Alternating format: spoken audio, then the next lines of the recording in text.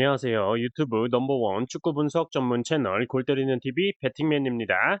자, 축구 토토 승무패 32회차 제가 선택한 최종 픽 말씀을 드려보는 시간 가져보도록 하겠고, 지금 축구 토토 승무패 2회 연속으로 제가 공유드린 최종 픽이 2등, 3등에 적중을 하면서 멤버십 가입하시는 분들이 급격하게 증가를 했는데, 말씀을 드리고 싶은 건 축구 토토 승무패는 단기적으로 골 때리는 TV 최종 픽 보고 한두 경기만 고치면 1등 할 수 있겠네 하면서 한 달 가입을 하는 게 아니라 장기적으로 보고 자신도 개인적인 분석도 해보고 제 최종 픽도 참고를 하시면서 꾸준히 도전을 하셔야 나중에 분석과 운빨과 모든 기운이 모아졌을 때 1등 적중의 기쁨을 누릴 수가 있다라는 점 미리 말씀을 드립니다.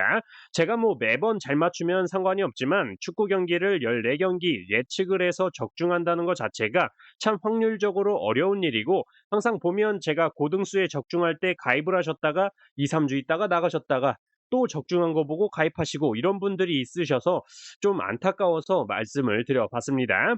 자, 본론으로 돌아와서 이번 주 목요일에 골대법으로 폴더스 줄이기 영상을 올려드리려고 했었는데, 딱히 지금 K리그와 K리그2, J리그의 경기 수가 그렇게 많지가 않고 특이점이 그렇게 많지 않은 상황이라서 오히려 국내 리그와 J리그는 골대법이 최종 픽 선택에 혼란을 줄 수가 있을 것 같다라고 판단이 들어서 업로드를 따로 하지 않았습니다.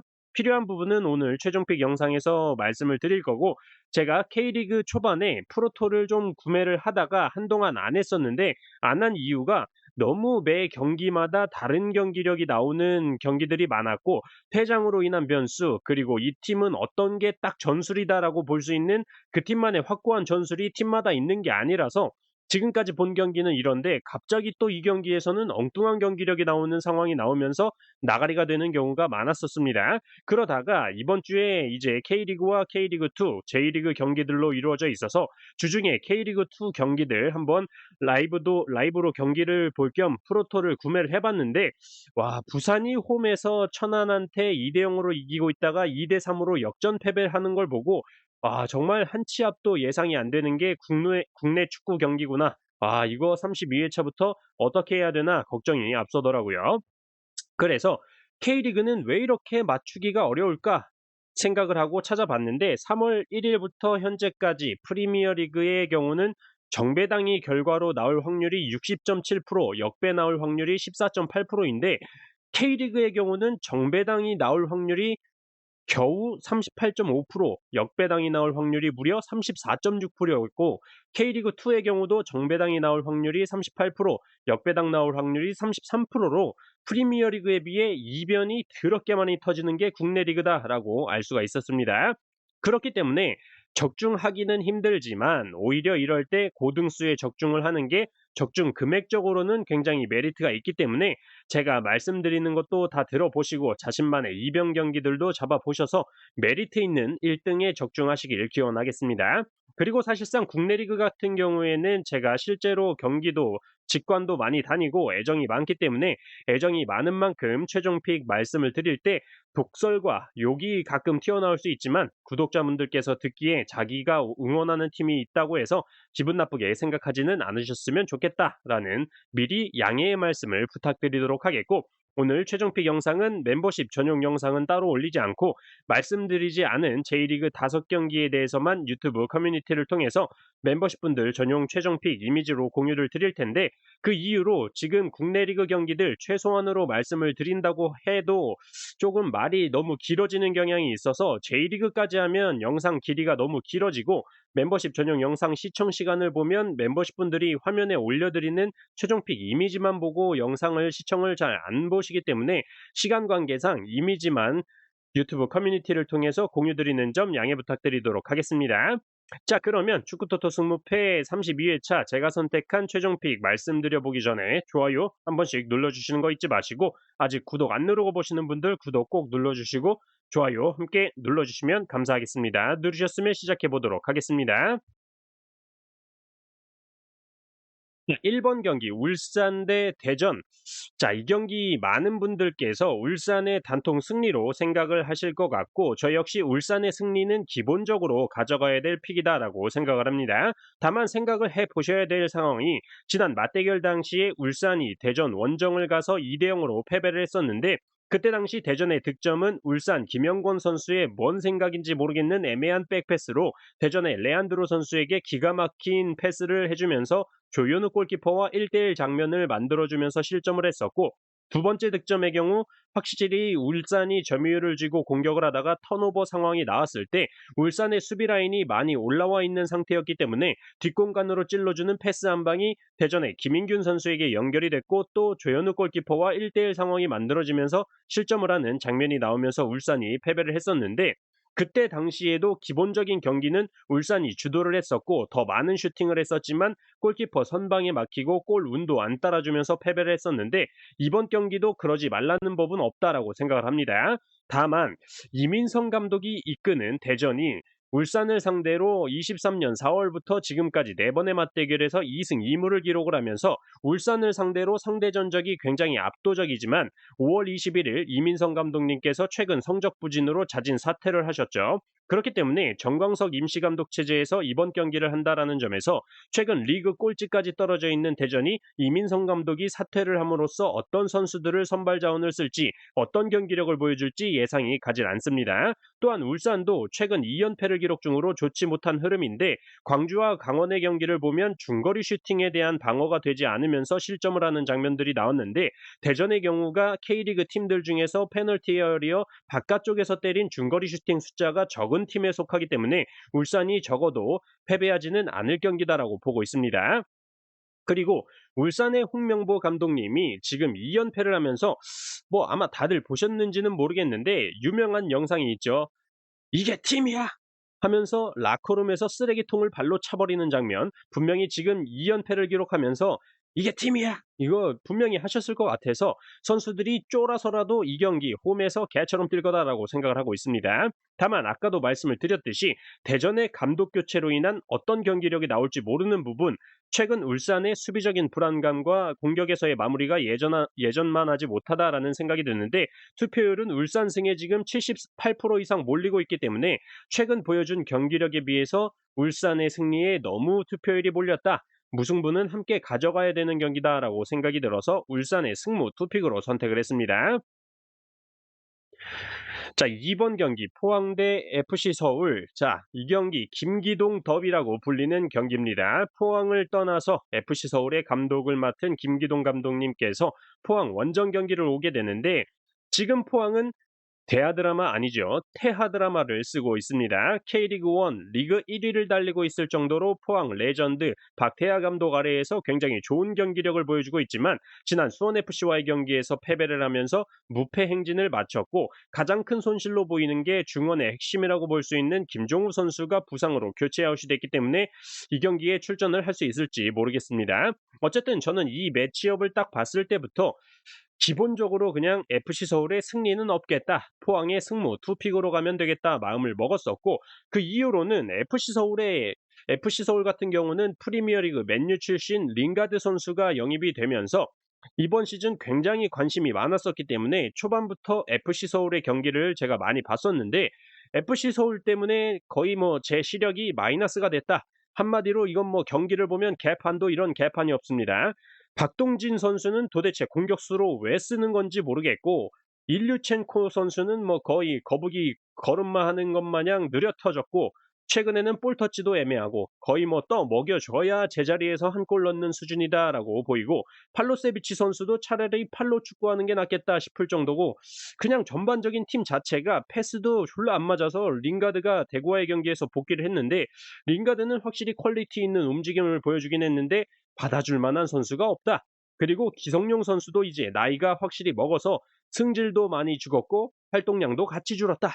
그리고 인천 경기에서 물병에 불알을 맞으면서 심적으로 좋지 않은 상태다라고 보여집니다. 어쨌든 우자고 한 얘기고 어쨌든 지난 맞대결에서도 포항이 서울 원정에서 2대4 승리를 기록했던 좋은 기록이 있고 기본적으로 FC 서울은 전형적인 애무축구, 점유율만 더럽게 높은 축구를 하는데 이럴 때 포항의 역습 공격이 살아날 수 있다라고 보고 있고 포항의 조르지 선수만 좀 0점 조절을 잘해서 득점이 터져준다면 의외로 좀 쉽게 가져갈 수 있는 경기가 되지 않을까 생각을 합니다.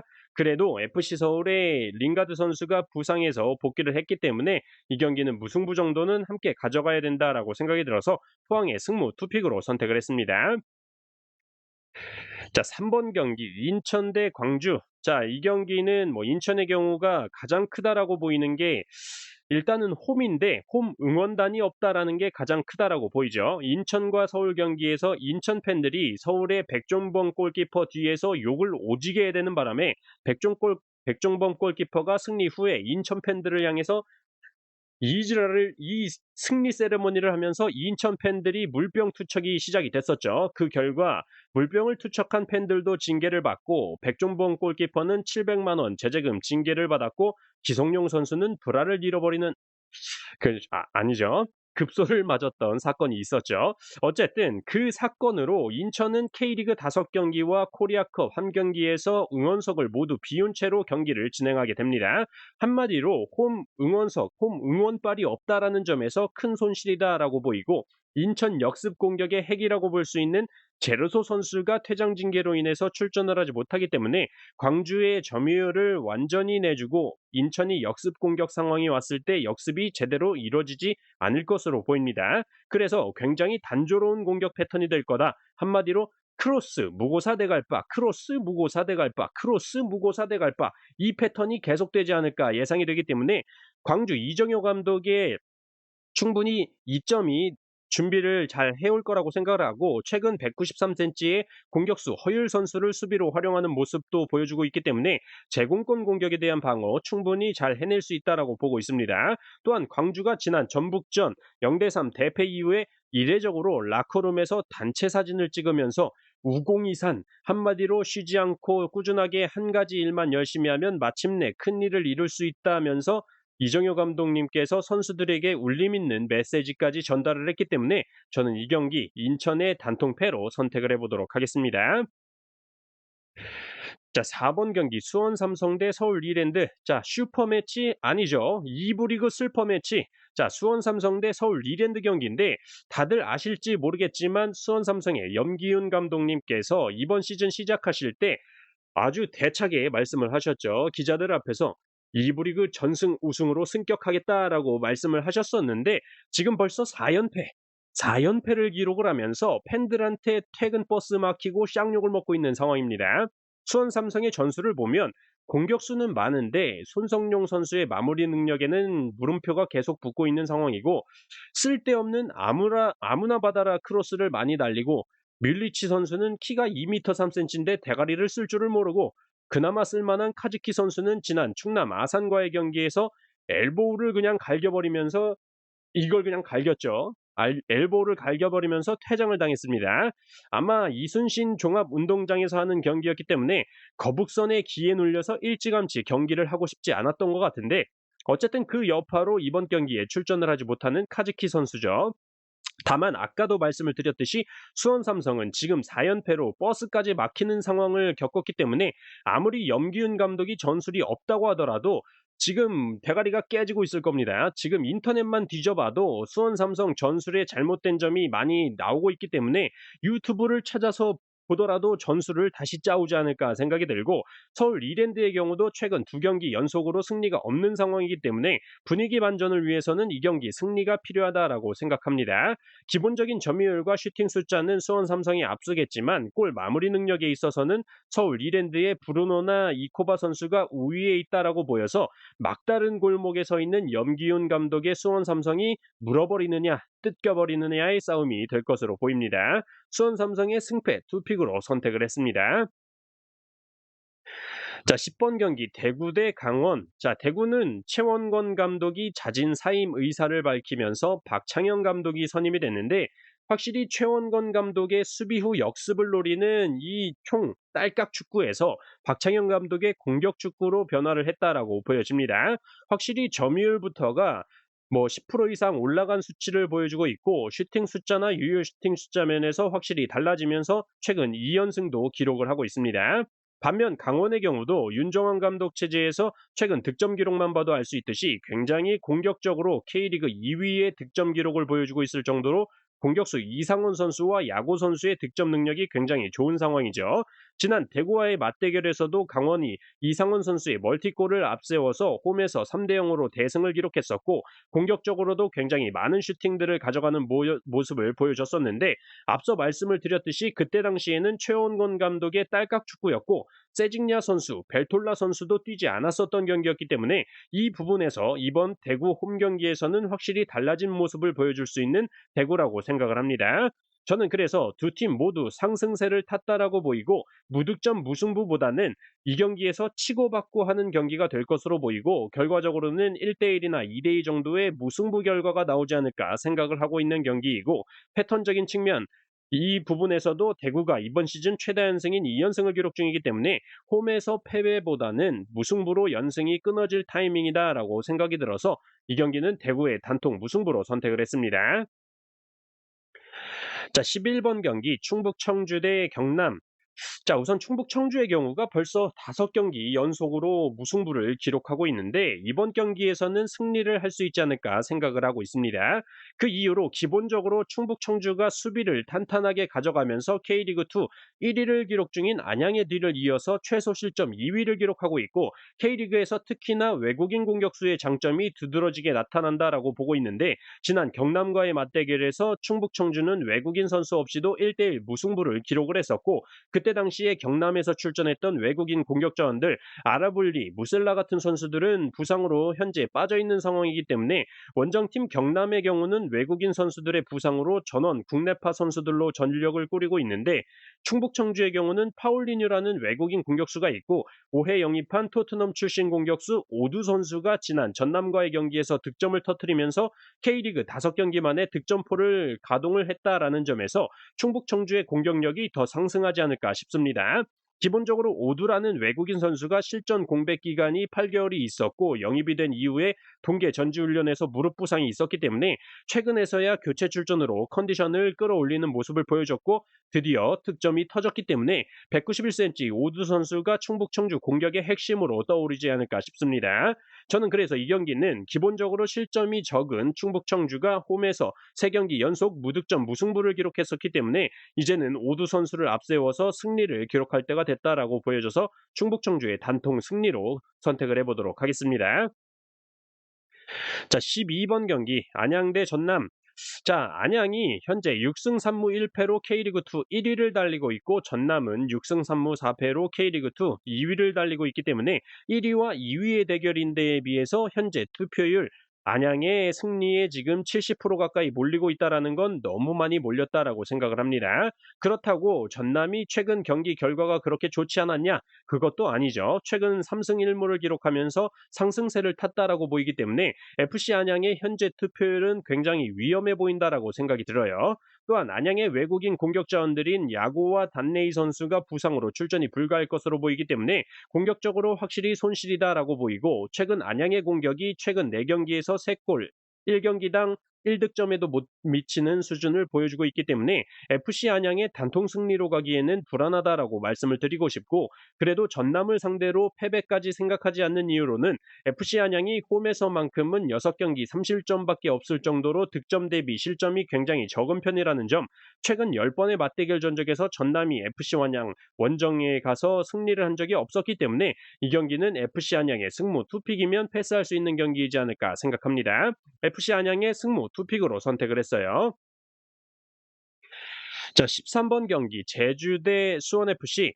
자, 지난 맞대결에서 수원FC가 제주를 상대로 2대1 승리를 기록을 했었는데 그때 당시에 제주의 득점은 사실상 수원FC 김태환 선수의 수비 실수로 인한 득점이었고 사실상 수원FC의 득점 역시 이용 선수가 자기 팀 공격수를 정확하게 보고 크로스를 올렸는데 정확하게 맞은 건지 빗맞은 건지 아무튼 개뽀로 크로슛이 터지는 운 좋은 득점이었죠. 그리고 양 팀이 주고받고 주고받고를 계속하는데 기가 막히게 골대 앞에서 비용신짓들을 하면서 무승부로 끝날 것 같다가 이승우 선수가 후반전 로즈타임에 페널티 박스 안에서 상대팀의 핸드볼을 이끌어내면서 페널티킥으로 승리를 했었죠. 역시나 이 경기에서의 키포인트는 수원FC의 게임 체인저 이승우 선수가 아닌가 싶습니다. 김은중 감독 체제 아래에서 평균 54분만 뛰고도 6골 2도움을 기록 중인 이승우 선수고 확실히 이승우 선수가 교체 투입이 되는 후반전에서 이번 시즌 수원FC의 15골 중에 14골이 후반전에 기록 중이라는 점에서 이승우 선수의 존재감이 확실하다라고 보여지죠. 또한 이승우 선수가 최근 전북과의 경기에서 멀티골, 포항과의 경기에서는 투입되자마자 정승원 선수의 골에 기점의 역할을 해줬기 때문에 김은중 감독 체제에서 이승우 선수의 역할은 막대하다라고 보여집니다. 옛날에는 사실 막 너무 깐죽대는 것 같아서 한 대 쥐어받고 싶은 느낌이 강했었는데 최근에는 좀 뭔가 묵직하게 수원FC의 중심이 돼가고 있는 것 같아서 보기가 좋습니다. 반면에 홈팀 제주는 최근 리그 7경기 동안 단 1승밖에 기록을 하지 못하고 있고 분명히 제주도 경기력 자체는 어느 정도 좋지만 외국인 용병들의 마무리가 시원찮다라고 보입니다. 유리 조나탄 선수는 벌써 리그 7경기째 득점이 없는 상황이고 헤이즈 선수도 이번 시즌 도움이 한 개뿐이라서 외국인 용병들이 밥값을 못하고 있다라고 보시면 될 것 같아요. 결과적으로 전반전에만 수원FC가 제주의 공격을 잘 막아낸다면 후반전에 수원FC가 몰아붙이면서 경기를 승리할 수 있지 않을까 판단이 들어서 이 경기는 제주의 단통패로 선택을 해보도록 하겠습니다. 자, 14번 경기 성남대 천안시티즌.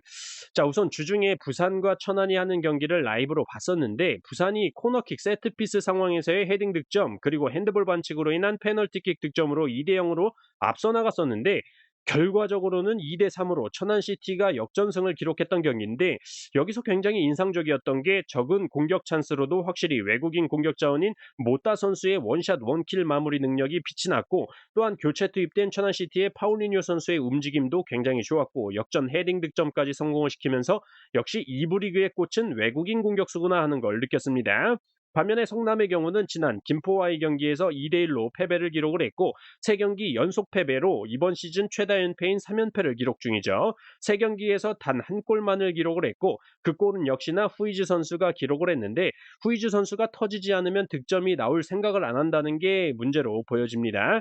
다만 후이즈 선수가 지난 김포와의 경기에서 득점은 기록했지만 사실상 골대 앞에서 발만 대면 들어가는 골을 알리바이프 선수가 떠먹여준 골이었기 때문에 전반적인 경기에서의 움직임에서는 그렇게 좋아 보이지는 않았기 때문에 이 경기는 성남의 무패 투픽으로만 선택을 하려고 했는데 어쨌든 천안시티가 이번 시즌 K리그2에서 최다 실점을 기록 중이고 경기를 봐도 리그 하위권이라고 생각하기에는 수비 라인이 생각보다 높게 올라가는 편이라서 공격 중에 턴오버 상황이 생긴다면 성남의 패스 한 방에 뒷공간이 털릴 수 있다라는 점에서 저는 이 경기는 성남의 승무패로 지우개 찬스를 쓰도록 하겠습니다.